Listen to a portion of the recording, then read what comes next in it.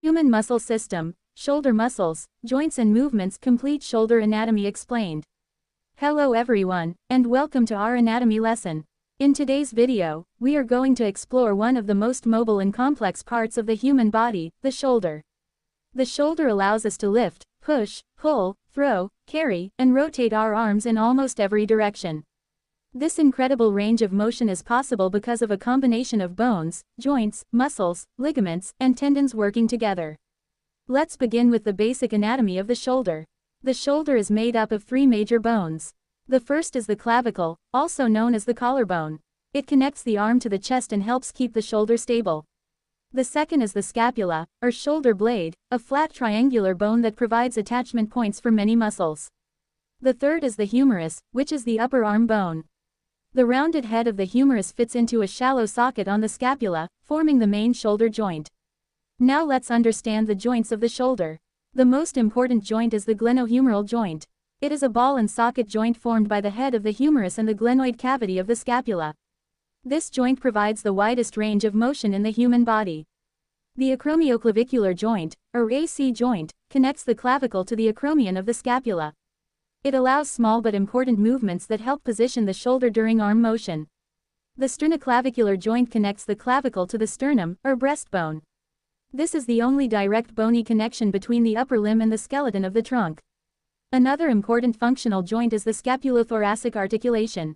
Although it is not a true anatomical joint, it allows the scapula to glide over the rib cage, which is essential for normal shoulder movement. Now let's move on to the shoulder muscles. The deltoid is the largest and most visible shoulder muscle.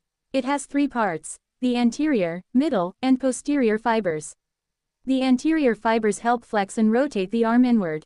The middle fibers are responsible for lifting the arm away from the body. The posterior fibers extend the arm and rotate it outward. Next comes the rotator cuff, a group of four muscles that stabilize the shoulder joint. The supraspinatus muscle begins arm abduction and keeps the humerus centered in the socket.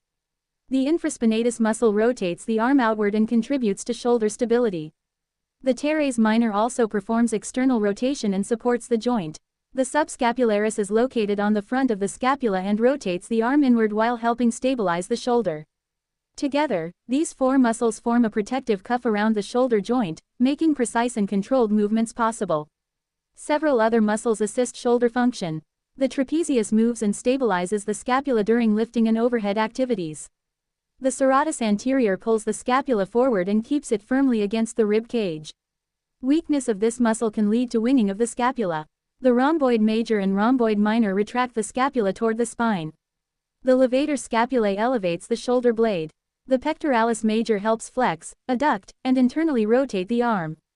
The latissimus dorsi extends, adducts, and internally rotates the arm, especially during pulling movements. The teres major works closely with the latissimus dorsi to move the upper arm backward and inward. Now let's discuss shoulder movements. Flexion is the movement of raising the arm forward.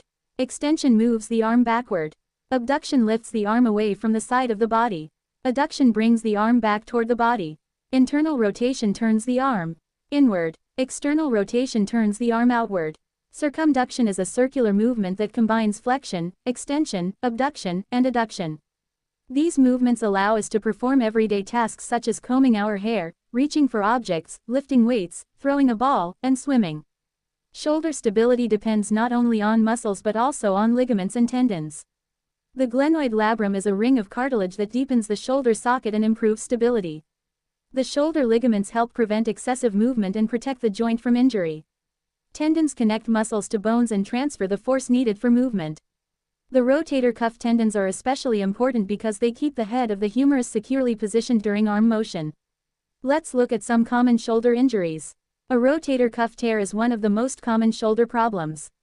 It may occur from repetitive overhead activity, aging, or trauma. Symptoms include pain, weakness, and difficulty lifting the arm. Shoulder impingement occurs when the rotator cuff tendons become compressed beneath the acromion, causing pain during arm elevation. A shoulder dislocation happens when the head of the humerus slips out of the glenoid cavity. This usually results from a fall or sports injury. Frozen shoulder is another condition in which the joint capsule becomes stiff and inflamed, leading to pain and reduced range of motion. Maintaining healthy shoulder muscles is important for daily life and sports performance. Regular stretching improves flexibility, while strengthening exercises increase stability and reduce the risk of injury. Good posture also helps maintain proper alignment of the shoulder complex. In conclusion, the shoulder is one of the most remarkable structures in the human body. Its combination of bones, joints, muscles, ligaments, and tendons provides an extraordinary range of motion while maintaining stability. Understanding shoulder anatomy helps medical students, fitness enthusiasts, physiotherapists, and anyone interested in human biology appreciate how this amazing joint functions every day. Thank you for watching this video. If you found this anatomy lesson helpful, be sure to like the video, subscribe to the channel, and turn on notifications so you never miss our future lessons on human anatomy and physiology. See you in the next video.